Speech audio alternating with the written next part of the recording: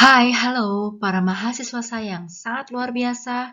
Semoga Anda masih dalam keadaan yang sangat sehat dan tetap semangat ya. Kali ini kita akan belajar tentang akuntansi dan lingkungannya. Bicara akuntansi, otomatis kita bicara perusahaan ya. Pertama, ada yang namanya lingkungan perusahaan. Nah, tiga kegiatan utama perusahaan adalah yang pertama, mendesain produk yang sesuai dengan kebutuhan. Yang kedua, setelah mendesain adalah memproduksi. Ya, tentunya perusahaan memproduksi dengan cost yang efektif.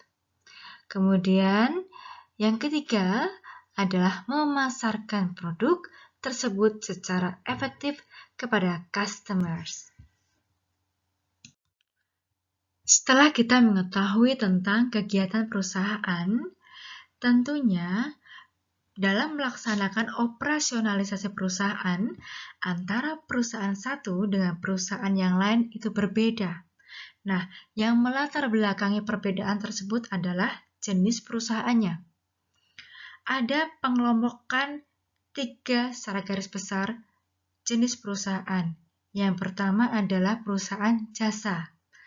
Perusahaan jasa contohnya penyedia bandwidth, kemudian jasa salon, ada bank, ya, atau penyedia keuangan, ya, layanan keuangan lainnya. Kemudian ada jasa persewaan.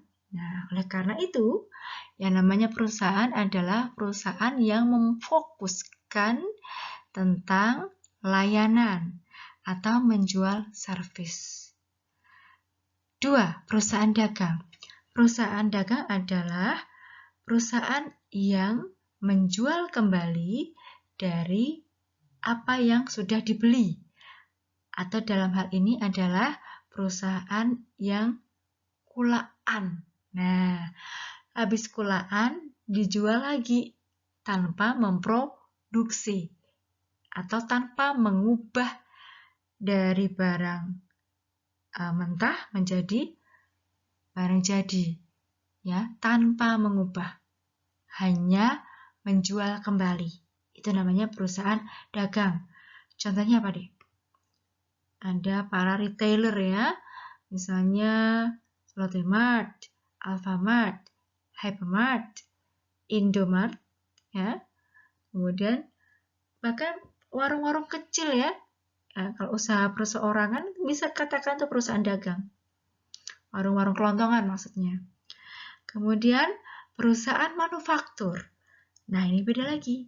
Perusahaan manufaktur jauh lebih kompleks karena dia mengubah bahan mentah menjadi barang setengah jadi, bahkan barang jadi. Sampai pada pendistribusiannya, ya. Entah distribusi sampai ke grosir ataukah ke konsumen langsung. Nah, itu adalah manufaktur. Kira-kira apa? Yang memproduksi sabun, ya, pasta gigi, sampo, ya. Itu ada Unilever misalnya. Atau bahkan memproduksi kuliner, ya, makanan. Itu juga manufaktur. Frozen food, nugget, ya. Kemudian ada otak-otak. Aduh, kita ingat makanan jadi lapar ya. Nah, kira-kira itu ya, Dik ya.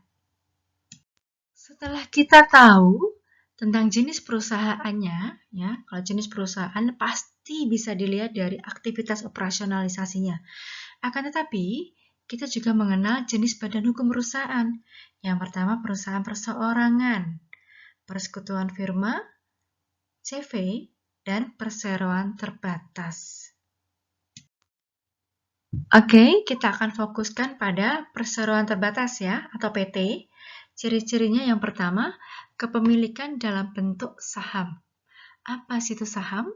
Saham merupakan bukti kepemilikan nilai perusahaan. Yang kedua, tanggung jawabnya terbatas. Ketiga, umur tidak terbatas. 4. Pemilikan kepentingan dalam perusahaan. 5. mempunyai hak atas laba.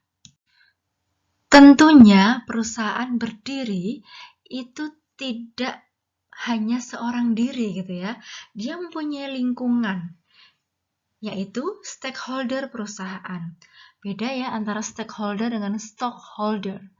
Kalau stakeholder adalah pihak-pihak yang berrelasi dengan perusahaan atau pihak-pihak yang berkepentingan. Kalau stockholder adalah pemegang saham. Nah, stakeholder perusahaan ada yang namanya stockholder atau pemegang saham. Kemudian ada pemerintah, ya. Kemudian ada kreditor. Kreditor adalah pihak yang memberikan pinjaman. Kemudian ada supplier atau pemasok. Kemudian ada serikat pekerja dan juga pastinya calon investor dan investor itu sendiri, yaitu pemegang saham tadi. Nah, setelah kita belajar tentang perusahaan beserta lingkungannya, saatnya kita belajar akuntansi. Kira-kira apa ya hubungannya akuntansi dengan perusahaan? Kita simpan dulu pertanyaan kita akan temukan jawabannya di akhir perkuliahan ini. Akuntansi adalah ilmu yang merupakan sistem informasi yang menghasilkan informasi keuangan kepada pihak-pihak yang berkepentingan mengenai aktivitas ekonomi dan kondisi suatu perusahaan. Oleh karena akuntansi merupakan sistem informasi, maka terdapat pengguna informasi keuangan, yaitu pihak eksternal perusahaan yang kita sebut dengan stakeholder tadi ya, dan pihak internal perusahaan. Internal perusahaan berarti yang ada di dalam perusahaan bisa direktur, manajemen produksi, manajer keuangan, manajer personal ya, karyawan, dan lain-lain. Maka yang eksternal itu masuknya ke akuntansi keuangan, sedangkan yang internal perusahaan masuk dalam ranah akuntansi manajemen. Maka akuntansi keuangan merupakan sistem informasi akuntansi yang pemakai informasinya adalah pihak eksternal organisasi perusahaan.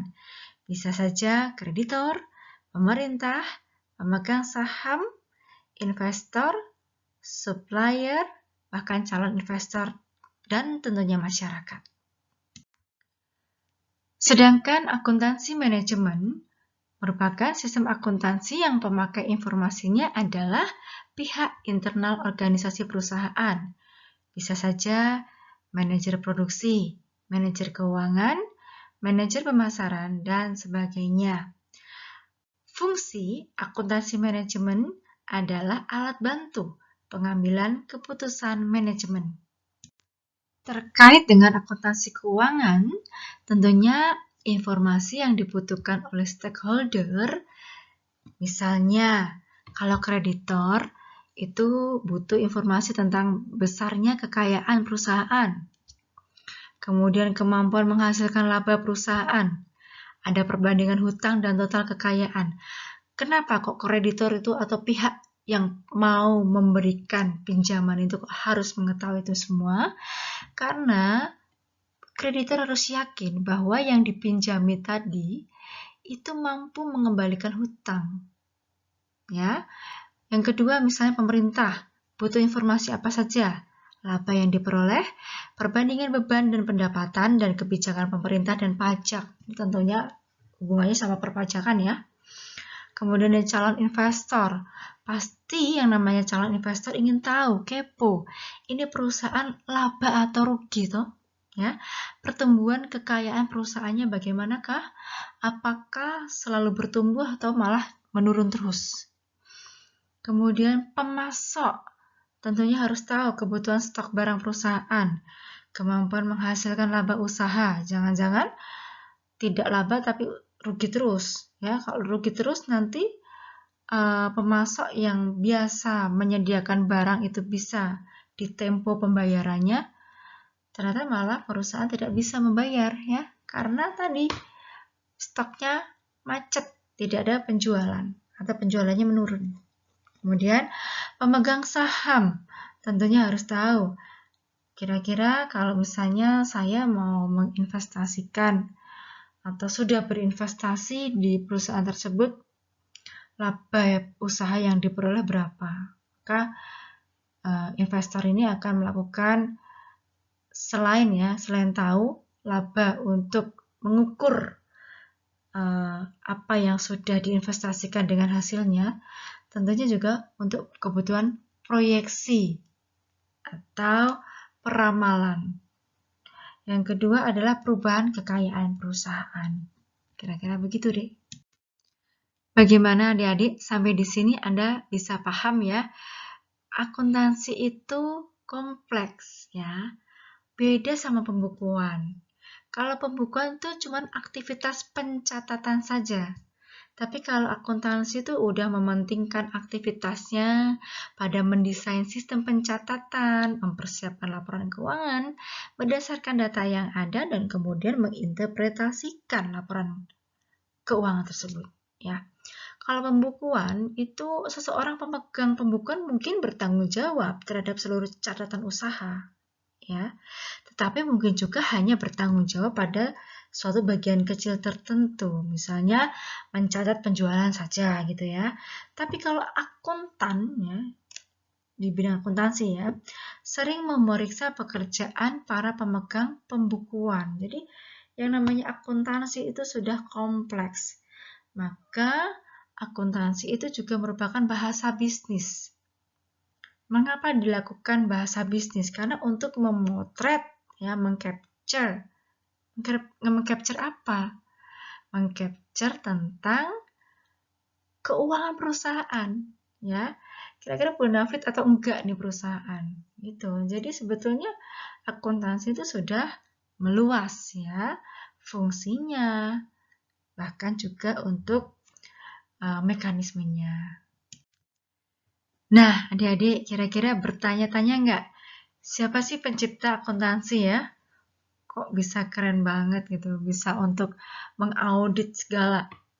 Nah, ini dia ya, Bapak Luca Pacioli. Ini adalah penemu akuntansi berasal dari Italia. Nah, kalau adik-adik masih penasaran tentang Pak Luca Pacioli, Anda bisa mencari informasi tentang beliau baik di internet maupun di buku referensi.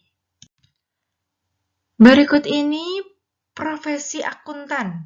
Ya, kalau misalnya Anda ingin menjadi seorang akuntan, Anda bisa berprofesi menjadi akuntan perusahaan, ya, yang bekerja untuk internal suatu perusahaan. Kemudian ada akuntan publik yang memiliki posisi independen dan bekerja untuk berbagai macam pihak yang membutuhkan jasa. Kemudian akuntan pemerintah, bekerja untuk kepentingan pemerintah dan mengamankan berbagai kepentingan pemerintah. Kemudian akuntan pendidik, akuntan yang mengabdikan dirinya dalam suatu institusi tertentu yang bertugas mempersiapkan, membimbing, dan melatih naradidik menjadi akuntan profesional. Nah, kayak dosen ya. Nah, berikut ini merupakan spesialisasi bidang akuntansi. Ada akuntansi manajemen, akuntansi keuangan, akuntansi pajak, akuntansi penganggaran, akuntansi biaya. Nanti adik-adik dapat mempelajari akuntansi biaya di semester 3. Auditing, sistem akuntansi, akuntansi internasional, juga akuntansi sektor publik. Baik, para mahasiswa saya yang terkasih, saya kira penjelasan saya tentang akuntansi dan lingkungannya saya cukupkan sampai sekian. Semoga Anda masih semangat untuk belajar. Oke, kita berjumpa untuk video pembelajaran berikutnya. See you, dadah!